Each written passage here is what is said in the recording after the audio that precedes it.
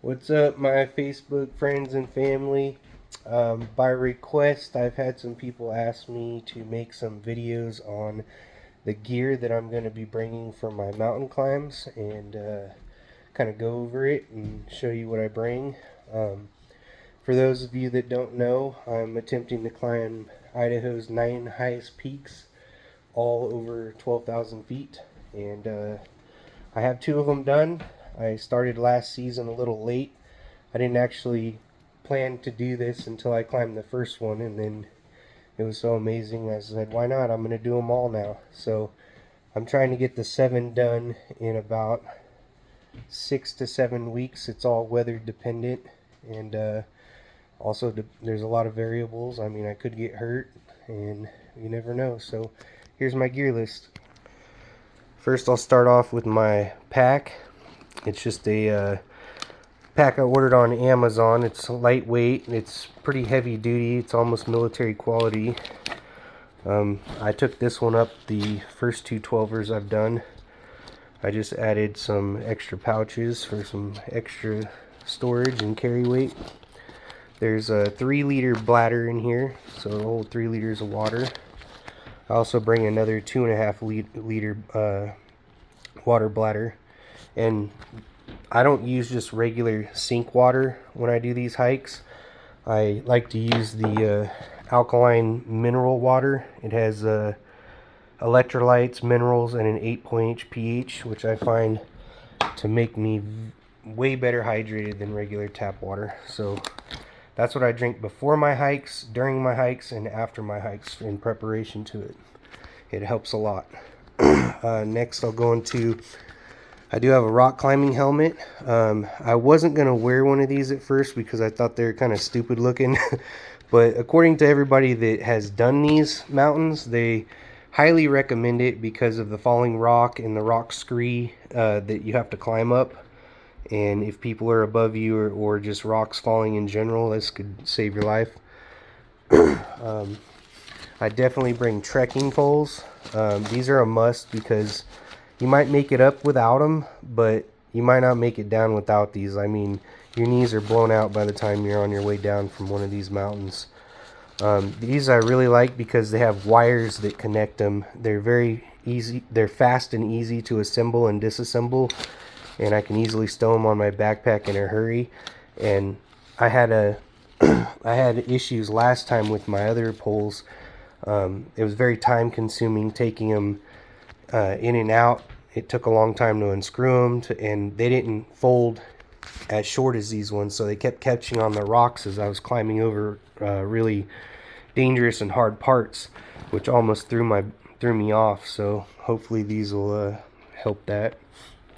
Next, I always bring 2 pairs of gloves, one for warm weather, one for rock climbing. These ones protect my hands against the sharp rocks because you're using your hands and feet when you're going up these mountains. They get very, very steep, and in some parts there's some climbs you have to do. But my hands have poor circulation, so at altitude they get cold quick. So those are a must. Hand warmers, I put those inside of them if I get too cold. Moving on to extra pair of underwear, extra pair of socks, beanie. I do change my socks at the top of the mountain usually. My feet are usually soaked, and if it's not too cold, I'll change them real fast. Bring a headlamp. I always get an early start on these mountains. Some they can take anywhere from 10 to 16, 17, 18 hours just to finish one. They're pretty extreme mountains, and I step out at about 4 a.m. for each of them, so must have a headlight. Gold Bond for chafing. Got to keep your legs and butt cheeks powdered so you don't get some rashes. Extra batteries. Lip balm. It's very windy up there, so your lips tend to get chapped real fast. A lighter. Sunscreen's important because at that altitude, the sun affects your skin a lot worse than it would at sea level. I have athletic tape. This is like a blister band-aid. I mean, round trip, these mountains could be 8 to 12 miles, some of them round trip, with over 5,000 feet elevation gain. So I do get blisters, and all I'll do is I'll just tape the crap out of them and just move on and deal with them when you get home.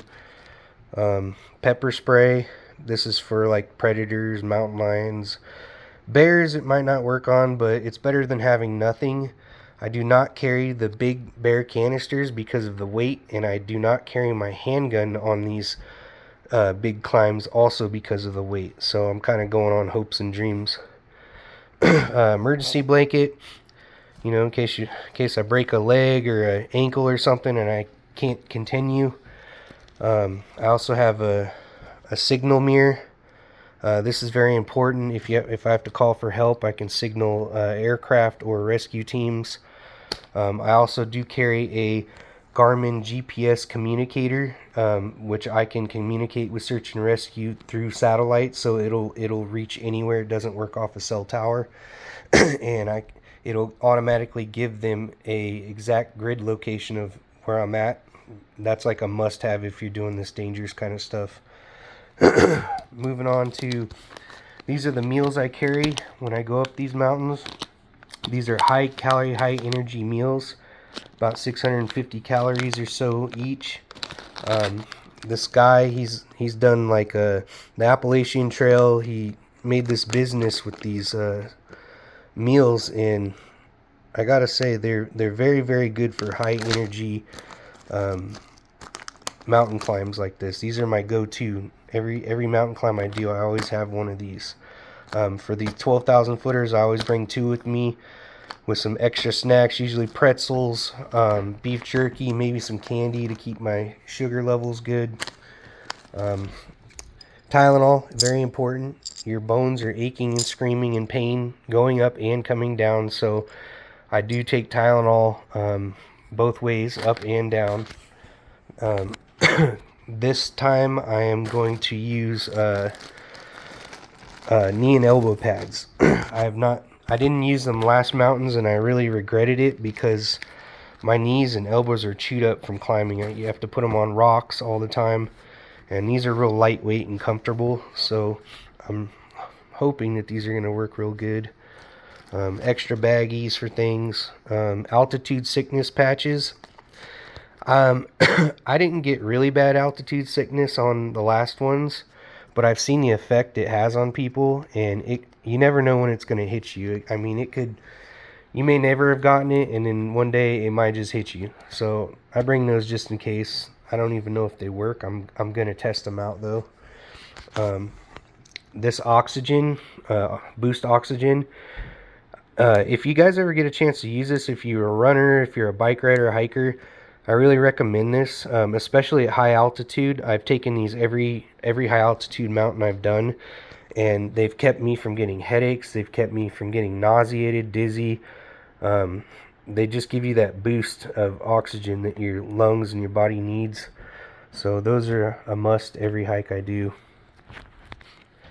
Moving on down here, we got the knee compression. I got one for each knee. My left knee is kind of bad, so I definitely wrap them. These mountains definitely test every past injury you've had. Every part of your body will hurt, and especially your past injuries, so it's important to protect those. Crampons for the boots. These are a must. For some of the mountains I have to go up some ice slabs, and there's still always going to be snow and ice on a lot of these mountains, but some are worse than others, so these are definitely a must if I run into it. Baby wipes. Of course, you got to have baby wipes in case you got to do an emergency number 2 on the side of the mountain, which my brother has had to do, and it was really funny. Moving on. I bring this book with me. It's got all of the mountains that I plan on climbing, all of the routes, all of the checkpoints, all the information that one needs to climb these mountains is in here. And I study this, and I learn it like the back of my hand. I usually go to the base of the mountain where the trailhead is a day early, so I can acclimate to the altitude. The starting altitude's around between 7 and 7,500 feet, and I'll sit there and acclimate and drink water, and I will read this book and be familiar with the route that I'm taking, with everything that I have to go through. You do not want to get turned around or lost up there. Next here I have my 10th Mountain Division tabs. I thought it would be a pretty cool idea for my guys that I served with, since we're a mountain unit, to put one of these in every registry box of all of the 9 Idaho 12er mountains. So that's one of the things I'm going to do. People put all kinds of things in those, so I'm just going to put one of my mountain tabs. Moving on over here, these are just things that I keep in my... Well, let's backtrack real quick. So all of these things from here out all go into the backpack. This is what I carry all in my bag or carry on me, is all of what I just went through right now, which will end up weighing around roughly 20 pounds. I don't really want to go heavier than that. Moving on over here is stuff I keep in my car. Extra hydration multipliers, very important to drink a bunch of those the day before and the morning of. Extra hand warmers, extra water and food when I get back from a hike, from burning so many calories. I don't know how many calories I burn exactly, maybe even up to 15,000, but it's very smart idea to replenish your calories. Extra oxygen, hygiene kit, toothbrush, toothpaste, deodorant, lotion, extra trash bags. It's important to bring trash bags because most of these trailheads are just dirt 4-wheel drive roads all the way into the trailhead of the mountain, and you just pull off to the side of the road, and there's no running water, there's no facilities, there's no trash. It's just you camp out of your car and you go hike the mountain. And each of those mountains, range from anywhere from 8 to 12 miles round trip with over 5,000 feet elevation gained. Moving on over here to the food section. I don't know how many of you guys have ate these Mountain House meals. They are amazing. If you've ever been in the military and you've ate MREs, these are next level to MREs. These things are very tasty. I'd rather eat them any day. All they require is hot water, I use the jet boil cooking system. These things are amazing. I recommend if you're a hiker, camper, anything. Best money I ever spent was one of these. And it'll heat your water up within a couple of minutes, and you just pour it in here, wait about 10 minutes, and you got an amazing meal. Teacup. I like drinking tea when I'm out there. Extra propane just in case. I got all kinds of tea. I got orange spice tea, green probiotic. Sleepy time tea is very important when you get to your camp location. I usually have a lot of like anxiousness, nervousness, excitement about my climb the next day, and these really help me get to sleep at an early time so I can get up early before the sun comes up and get a start. Of course, tapatio, habanero sauce, salt and pepper, sugar, my spoons. Usually I put all this stuff in the bear container because there are bears and stuff where I'm going, you never know. Moving on down here, this is other things that I just keep in the car for comfort. This is a mosquito net for the top of my sunroof. If I'm in my car and it gets a little too hot, I'll just throw this over the sunroof so the mosquitoes don't come in. My lantern for the car, mosquito spray. I have a solar panel charger if I need to charge my devices and don't have a way to plug them in. First aid kit. I keep a converter, power converter, and the good thing about Subarus are they have a power plug in the back of the Subaru, so when you're laying down you can be right next to a charger. My Subarus, when I lay the back seats down, there are approximately 7.5 feet of room, so there's plenty of room in there. It's actually bigger than my own bed. It's very comfortable.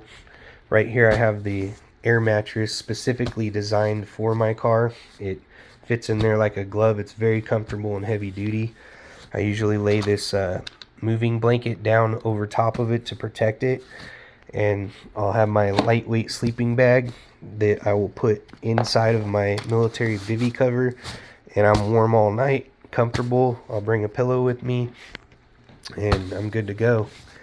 I usually bring a camp chair and, of course, the camp table, and all of the things that are not going in my pack or not being set up in my car all fit in this little tote container right here, so it gives me plenty of space. It's very efficient, and this is what I take on every single mountain climb that I do. And if you're wondering what I wear, I usually like to wear cargo pants, and I always bring a lightweight waterproof and wind jacket. This one's really nice. It's made by Frog Togs, because the weather up there can be extreme at times. You never really know when a storm system's going to come in on mountains with that high of elevation. They kind of make up their own weather. It could be hot and sunny at one time, and the next thing you know, it's a thunderstorm. So it's always good to bring some protection. I usually go with the Morel low ankle hiking shoes. These are getting a little worn out. I'm definitely probably going to have to buy another pair after a couple of the mountains. But if you have any questions or anything, just ask. Hope you enjoyed. Peace.